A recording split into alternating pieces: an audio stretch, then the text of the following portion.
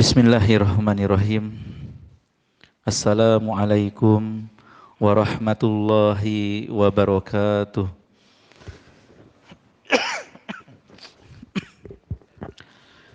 Innal hamdalillah nahmaduhu wa nasta'inuhu wa nastaghfiruh wa na'udzu billahi min syururi anfusina wa min sayyiati a'malina. Man yahdihillahu fala mudhillalah wa may yudlilhu fala hadiyalah.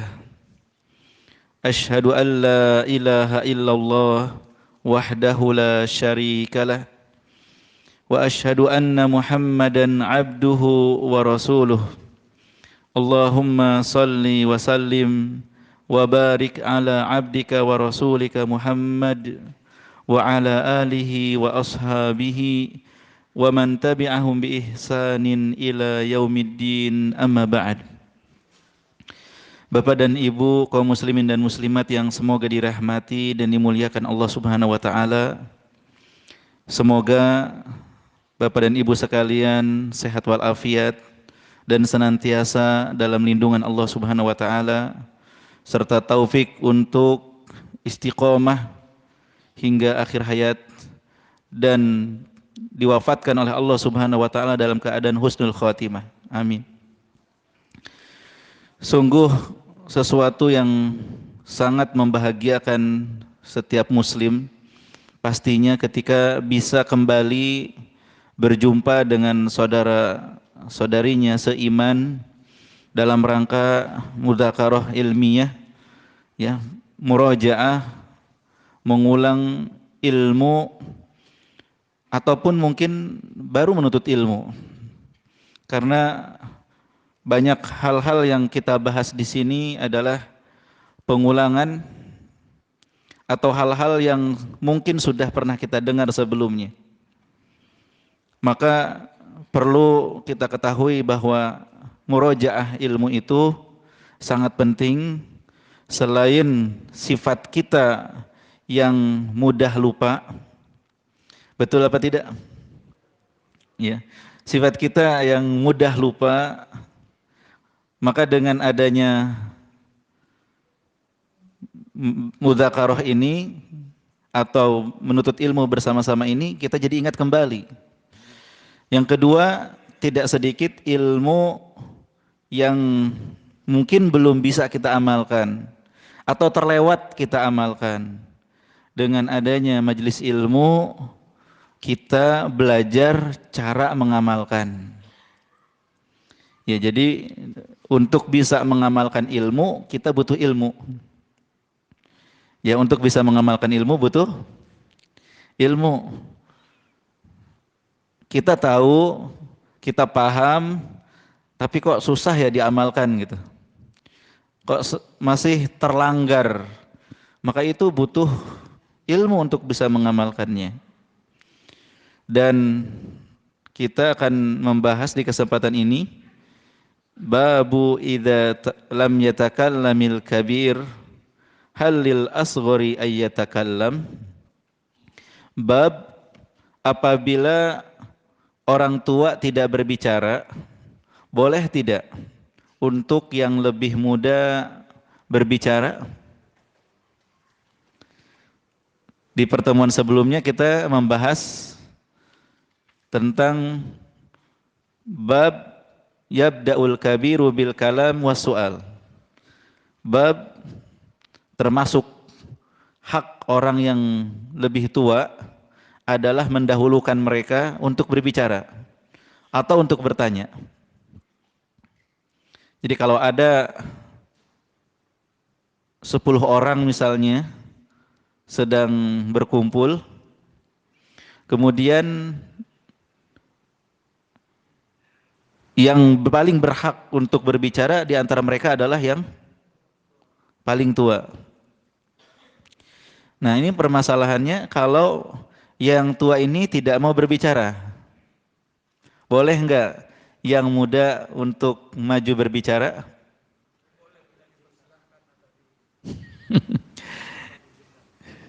Ya, maka saya minta izin ini. sama bapak-bapak yang sepertinya lebih banyak yang sepuh di sini gitu. Ya. Diizinkan nih bapak-bapak, diizinkan tidak? Nah, alhamdulillah. Boleh jika yang tua tidak berbicara atau mempersilahkan, boleh bagi yang muda untuk berbicara. Ya. Ada suatu kisah seorang pemuda dengan Khalifah Umar bin Abdul Aziz.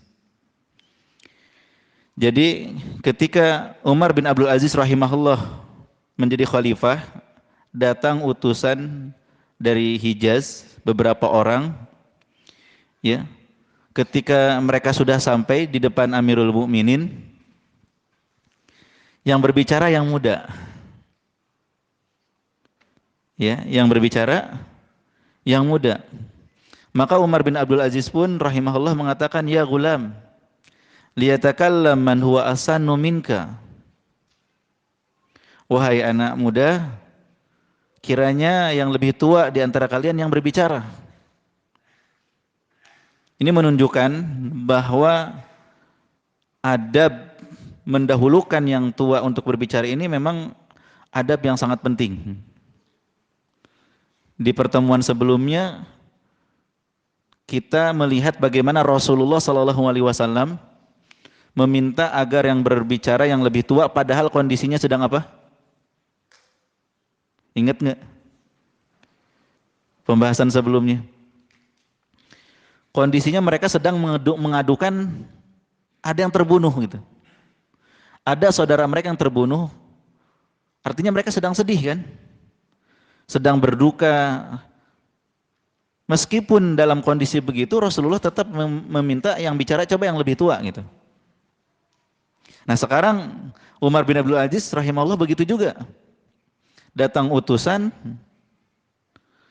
ketika yang muda yang maju dan berbicara, beliau bilang, coba yang lebih tua, yang berbicara.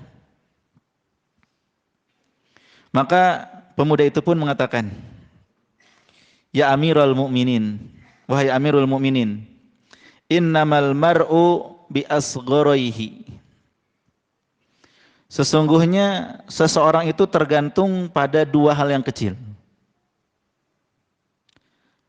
Ada dua hal yang kecil yang menjadi patokan dalam menilai seseorang. Apa? Dua hal kecil itu apa? Ada yang tahu? Yang pernah belajar bahasa Arab pakai kitab silsilah, itu ada kisah ini. Seseorang kualitasnya itu ditentukan pada dua hal.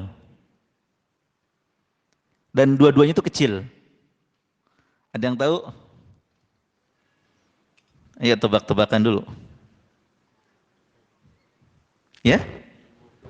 Ilmu kecil? pada seseorang, Ilmu betul. Tapi pada seseorang apanya?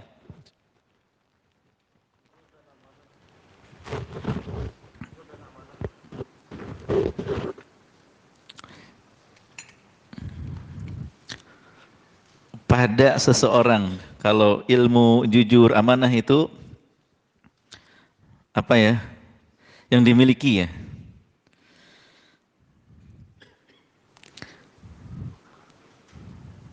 Coba yang berkaitan mungkin kasih kebocoran sedikit pada apa ya? Sedikit pada fisik seseorang. Hah? Tabiat. Coba yang lain.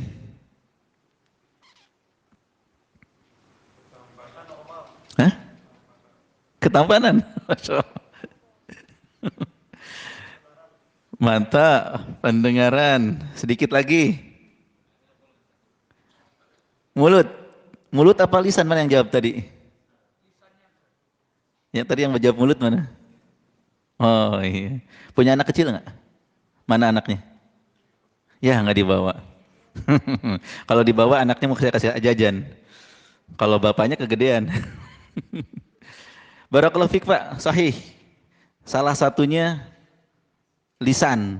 Walaupun jawab mulut mungkin maksudnya lisan. Apalnya lagi? Yang pertama sudah lisannya. Yang kedua,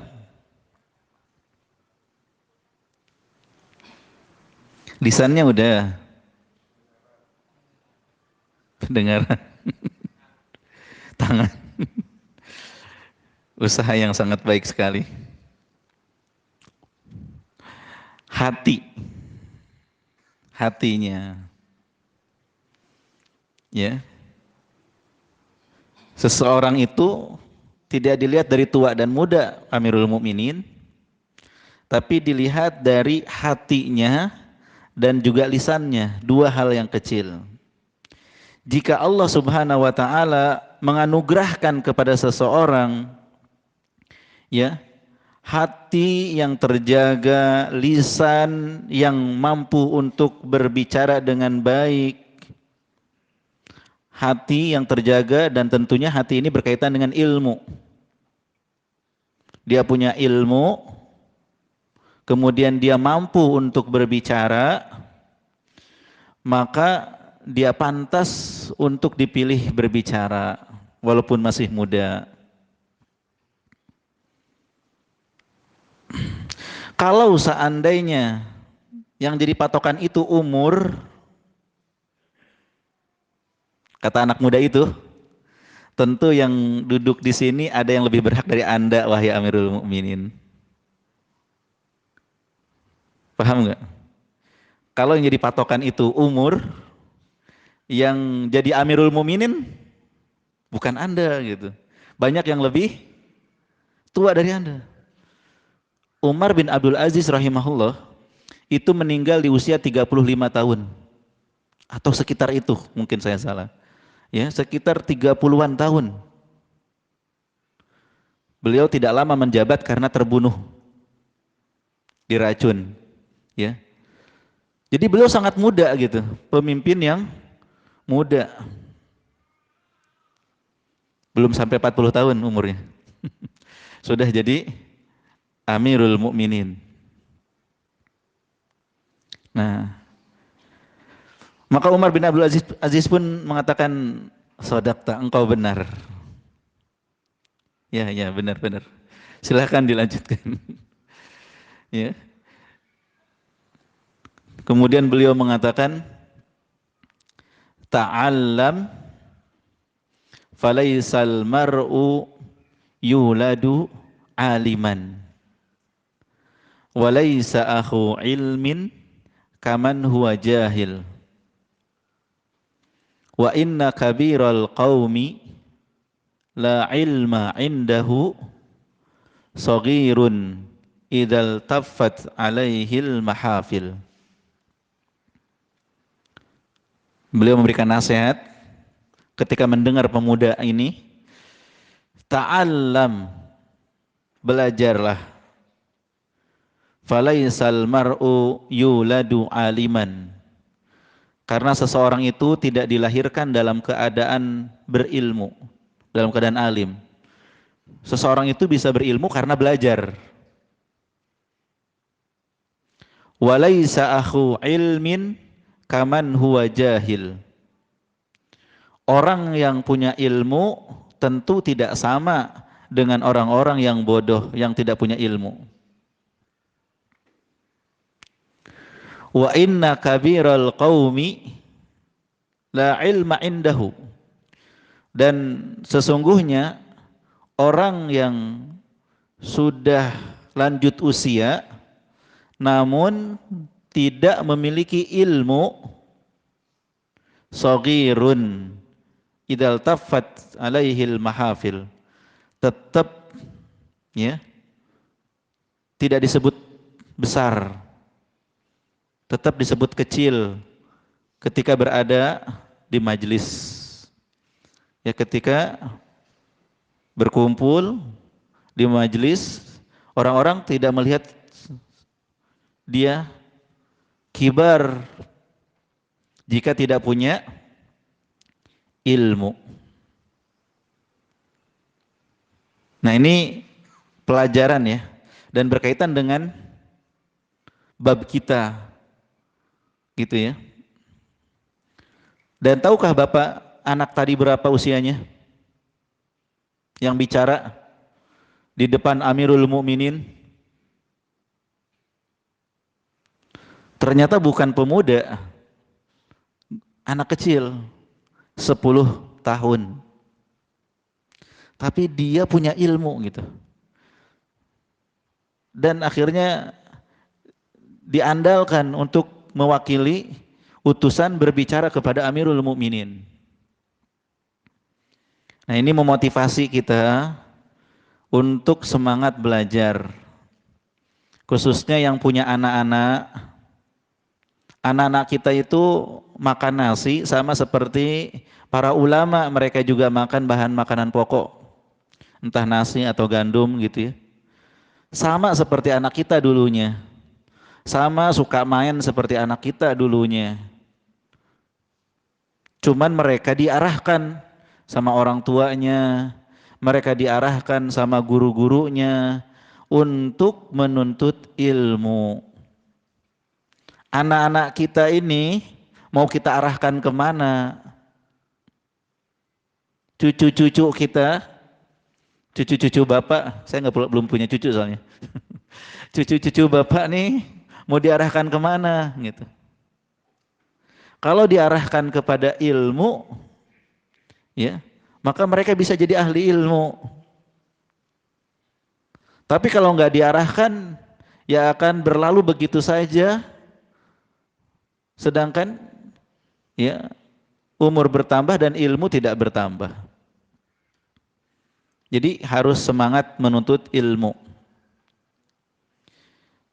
Ketika seseorang punya ilmu, maka Allah akan memberikan kelebihan, tinggikan derajatnya, di antaranya diperbolehkan berbicara walaupun ada orang yang lebih besar usianya, ya, tapi karena punya ilmu maka diizinkan dan dibolehkan.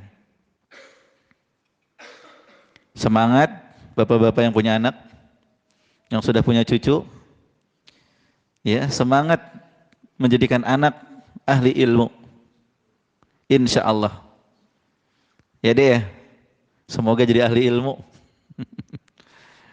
Enggak main HP terus, enggak main game terus, enggak nonton terus, enggak ya disibukkan dengan perkara-perkara yang sedikit manfaatnya.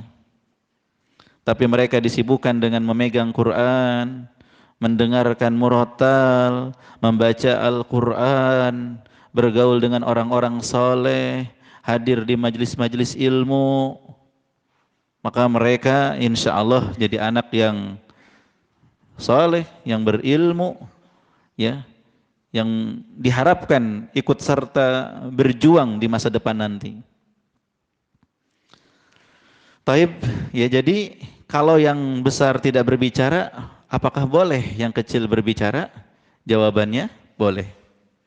Dan hadis yang dibawakan oleh penulis di sini adalah hadis dari Ibnu Umar radhiyallahu anhuma. Beliau mengatakan, qala Rasulullah sallallahu alaihi wasallam, telah bersabda Rasulullah sallallahu alaihi wasallam, akhbiruni bisyajaratin, kabarkan kepadaku tentang suatu pohon.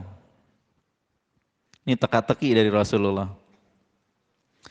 Mathaluha mathalul muslim, tu'ti ukulaha kulla hinin bi'izni rabbiha, la tahuttu waraqaha. Beritahukan kepadaku mengenai sebuah pohon yang perumpamaannya persis seperti seorang muslim.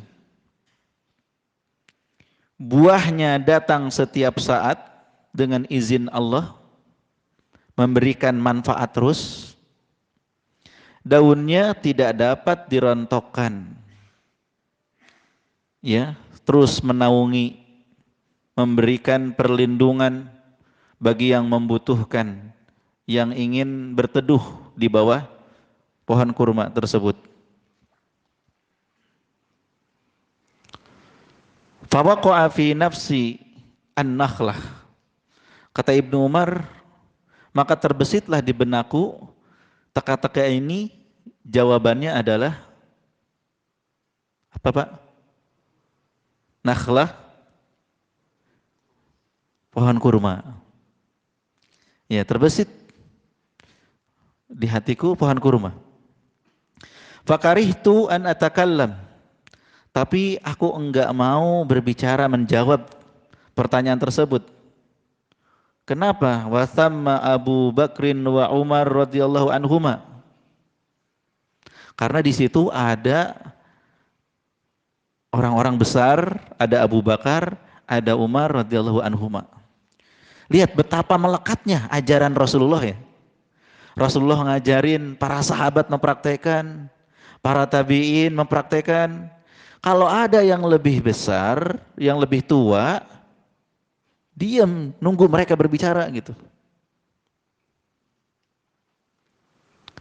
Ya.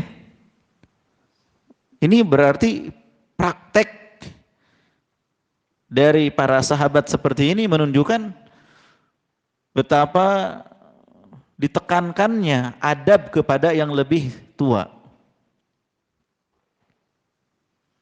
Ya, betapa ditekankan memuliakan yang lebih tua lanjut usianya. Walaupun saya juga selalu mengingatkan, ya, kewajiban yang muda untuk memuliakan yang tua itu sebanding dengan kewajiban yang tua untuk menyayangi yang muda. Bukan yang muda saja yang diperintahkan untuk memuliakan yang tua, tetapi yang tua juga diperintahkan untuk memuliakan, untuk menyayangi yang muda. Yang muda jangan hanya pengen disayang tapi kurang hormat. Yang tua jangan hanya ingin dihormati tapi enggak sayang sama yang muda. Hadisnya sudah kita bahas di bab sebelumnya. Laisa minna man lam yarham saghirana wa lam yuwaqqir kabirana wa lam ya'rif li alimina haqqahu.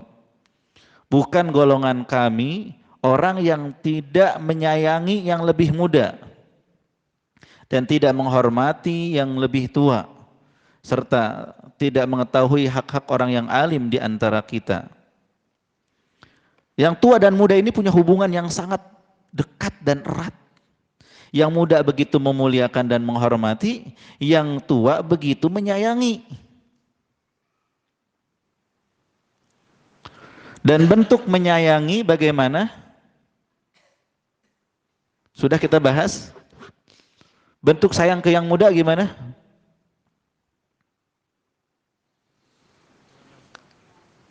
Memberi bantuan, mengarahkan, menasehati ketika tergelincir dengan lemah lembut, tidak langsung menghakimi, memvonis dan lain sebagainya. Kemudian apa? Menginginkan kebaikan,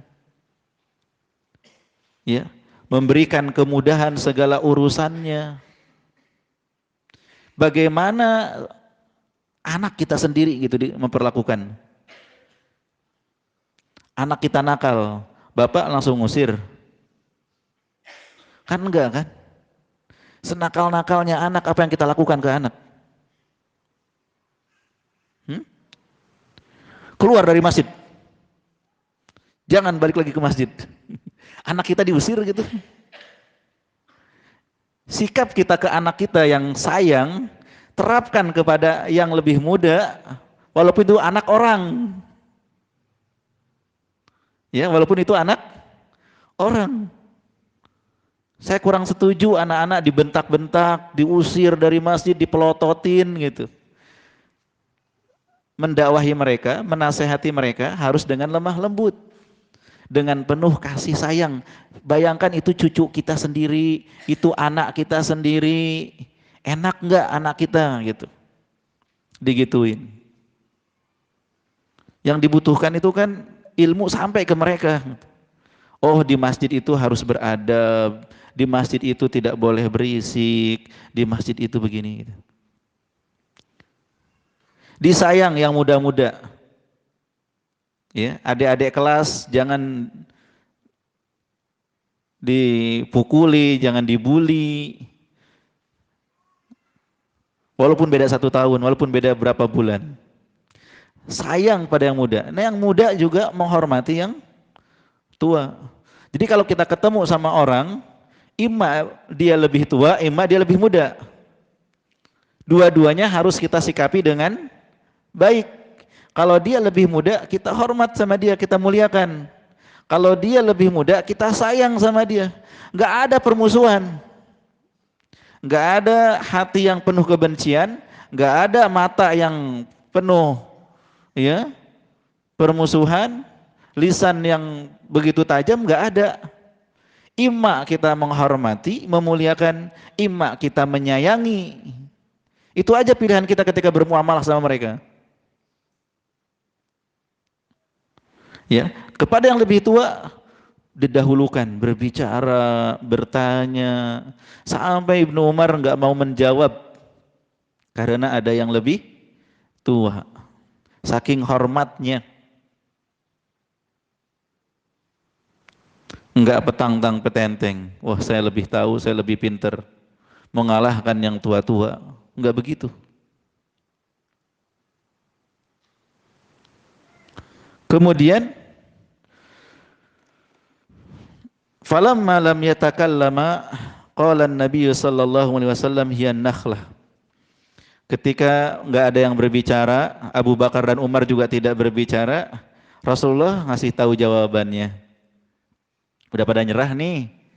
Jawabannya adalah an-nakhlah. Ya, pohon kurma. Falamma kharajtu ma'a abi, ketika aku keluar bersama bapakku, siapa bapaknya Ibnu Umar? Umar Ibnul Khattab radhiyallahu anhu. Qultu, ya abati. Aku berkata, ya abati. Abati dalam bahasa Arab itu panggilan hormat dan sayang banget. Bukan ya abi gitu. Abi boleh. Tapi ini abati. Seperti perkataan Nabi Ismail kepada bapaknya. Kepada bapaknya Ibrahim, ya abati if'al ma tu'mar satajiduni insyaallah minas sabirin. Wahai ayahku, laksanakan apa yang Allah perintahkan kepadamu. Insyaallah kau dapati aku termasuk yang sabar.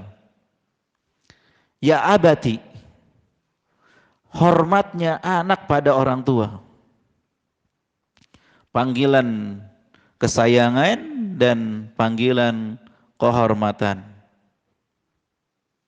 Ya, jangan manggil bapaknya si gundul, gara-gara bapaknya pulang umroh gitu ya, botak, dipanggil si gundul bapaknya, atau bapaknya dipanggil siapa lagi karena fisiknya mohon maaf gemuk, si gemuk, ya. Nah ini tentu tidak layak anak memanggil orang tua dengan panggilan yang kurang pas, ya. Panggillah orang tua, bapak, ibu dengan panggilan yang penuh kasih sayang dan penuh kehormatan. Ya abati, waqa'a fi nafsi an-nakhlah. Wahai ayahku, sebenarnya ya terpikir olehku jawabannya itu pohon kurma. Apa kata bapaknya? Qal ma mana'aka an taqulaha. Terus kenapa enggak ngomong? Kenapa enggak menyampaikan? Apa yang menghalangimu untuk menyampaikannya? Lau kunta qultaha kana ahabu ilayya min kadza wa kadza. Sungguh kalau kamu nak menyampaikan jawaban tadi di depan Rasulullah, itu lebih aku sukai daripada ini dan itu, perkara duniawi yang besar. Ya. Kenapa? Karena bersyukur punya anak yang diberikan ilmu. Bersyukur punya anak yang diberikan kecerdasan, kepintaran, kelebihan oleh Allah Subhanahu wa taala. Dan tidak mengapa kalau yang lain pada nggak berbicara, kamu bicara nggak apa-apa gitu. Diluruskan sama abinya, nggak apa-apa gitu. Betul harus menghormati yang tua, tapi kalau mereka udah nggak berbicara, jangan ikut-ikutan nggak berbicara. Nggak apa-apa disampaikan. Ya, kalau kamu menyampaikan, wah itu lebih aku sukai daripada ini dan itu. Ini tabiat dan fitrah manusia senang melihat anaknya berhasil, sukses. Ya, sukses dunia, apalagi sukses agama. Senang orang tua lihat anaknya sukses, bahagia gitu. Senang lihat anak berprestasi ranking 1, senang lihat anak itu hafalannya bertambah, senang lihat anak itu ya punya kelebihan. Maka sebagai anak seharusnya berusaha untuk membahagiakan orang tua dengan rajin belajar, memberikan nilai yang terbaik dalam belajarnya. Qal ma mana'ani illa lam arok wala Aba Bakrin takallamtuma fakarihtu. Tidak ada yang menghalangiku untuk menyampaikan itu kecuali karena aku tidak melihat engkau Abu Bakar berbicara, maka aku enggak mau mendahului kalian berdua. Ya.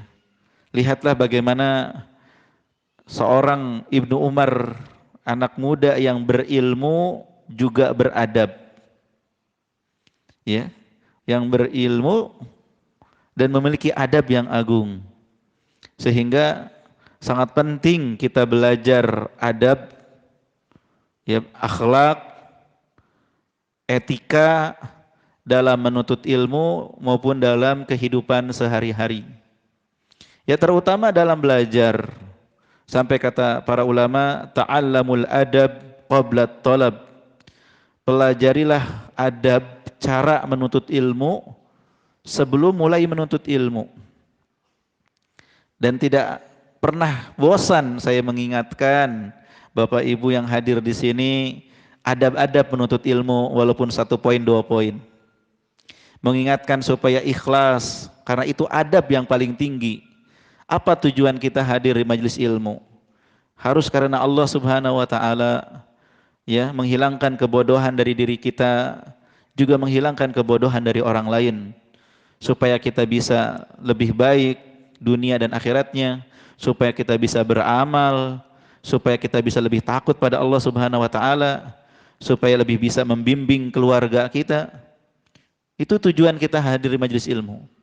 Dan juga sering saya ingatkan agar Bapak dan Ibu membawa alat tulis, ya, untuk mencatat hal terbaik yang Bapak Ibu dengar. Mencatat apa?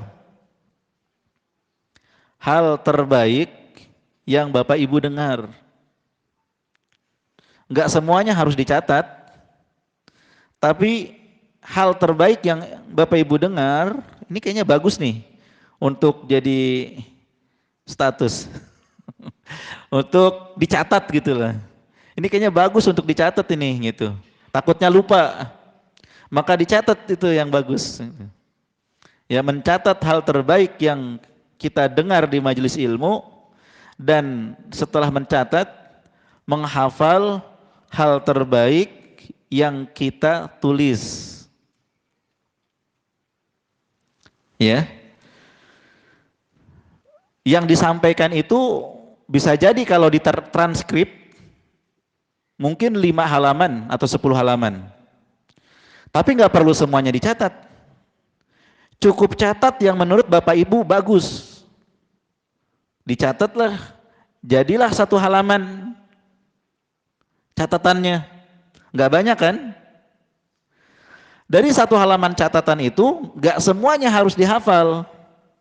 Bapak Ibu baca lagi, mana hal terbaik dari 1 halaman itu? Mungkin 1 baris, mungkin 2 baris, tergantung Bapak Ibu nilai ini yang paling baik yang mana. Kalau ada 2 baris atau 3 baris, yang di garis bawah itulah yang dihafal. Ya, Bapak Ibu memahami satu permasalahan, menghafalkan permasalahan tersebut dan nempel, itu lebih baik daripada ratusan halaman catatan tapi nggak kita paham, nggak kita hafal. Ya, Bapak Ibu bisa mencatat satu baris, terus Bapak Ibu memang benar ini bagus, bisa jadi pedoman hidup, pelajaran yang sangat baik, dan hafal, ya, itu lebih baik daripada banyak catatan tapi nggak hafal. Maka mudah-mudahan Allah mudahkan Bapak Ibu untuk punya alat tulis. Punya enggak? Insya Allah bisa punya, ya. Nanti kalau yang belum punya buku tulis, beli bukunya yang hard cover ya Pak. Saya kasih contoh yang ini nih Pak. Boleh minjem? Boleh minjem Pak? Nah ini contoh yang bagus ini. Hard cover. Ya, jadi nggak mudah lecek, nggak mudah robek. Ya. Tapi ini kayaknya menipis Pak. Emang tipis. Oh, ya. Ya. Ini bisa dikasih judul 2024. Ya, catatan kajian 2024 misalnya. Ternyata belum habis. Masuk 2025, 2024, 2025. Sehingga nanti kalau sudah penuh, Bapak taruh di rak buku. Ini ilmu yang Bapak catat sendiri. Sayang kalau dibuang. Kalau enggak seperti itu, coba ada enggak catatan Bapak beberapa tahun yang lalu? Pada kemana itu catatan? Ya. Bergabung dengan lembaran-lembaran suhup-suhup ya, yang terserak. Ya. Nah ini perlu belajar adab dalam menuntut ilmu supaya bagus ilmunya, supaya baik, ya. Ya. Zaman dulu alat tulis belum ada, mereka bawa lauhah. Papan tulis terbuat dari kayu atau batu. Bawa ke sana, bawa ke sini. Nulis, dicatat, dihafalin sama mereka. Sudah hafal dihapus, buat besok lagi nyatet yang lain. Jadi mereka harus hari itu juga menghafal, bayangkan. Sekarang mah lebih mudah. Bahkan kata Syekh Utsaimin, sekarang ada rekaman yang lebih kuat. Ya. Tapi catatan Bapak Ibu di buku tulis itu lebih cepat diakses daripada rekaman. Rekaman harus ada kuota. Nah, terus rekaman dari awal sampai akhir kan malas ngedengerinnya kadang-kadang. Beda dengan catatan yang sudah Bapak rangkum. Ya, jadi rekaman itu fungsinya kalau ada yang ketinggalan aja dirujuk kembali. Tapi ya aslinya ya apa yang kita catat. Apa yang kita pelajari. Ya. Besok nih ada kajian di sini atau di masjid lain di Al-Barkah juga ada. Ya, yang hadir di kajian jangan lupa bawa alat tulis. Ya, nanti Bapak catat hal terbaik yang Bapak dengar.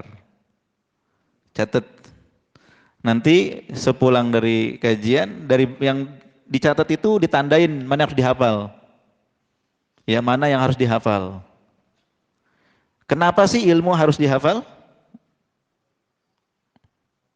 Ya supaya bertambah. Kalau ilmu nggak dihafal, gali lubang tutup lubang. Yang ini dapat ilmu baru, ilmu lama dilupakan. Dapat ilmu baru, ilmu lama dilupakan. Harusnya kan ilmu bertambah. Maka supaya ilmu itu terjaga, dihafal. Ya, supaya ilmu itu terjaga, dihafal. Dan cara untuk memudahkan hafalannya itu adalah dengan diamalkan. Cara untuk memudahkan hafal adalah dengan diamalkan. Pelajaran dari hadis ini, hendaknya seorang alim ngetes para murid untuk mengetahui daya pikir mereka, dan juga untuk menyiapkan kondisi mereka dalam belajar. Seperti pertanyaan Rasulullah, teka-teki. Berapa menit lagi nih Pak? Oh, sudah masuk. Oh iya. Dan pelajaran berikutnya, kalau sudah mempersilahkan yang tua tidak mau berbicara, yang muda diperbolehkan untuk berbicara, dan itu tidak bertentangan dengan adab. Bahkan itu terpuji. Sebagaimana dorongan Umar bin Khattab radhiyallahu anhu. Wallahu a'lam bishawab, semoga bermanfaat. Insyaallah kita jumpa di kesempatan yang akan datang. Subhanakallahumma bihamdik, asyhadu an la ilaha illa anta, astaghfiruka wa atubu ilaik. Assalamualaikum warahmatullahi wabarakatuh.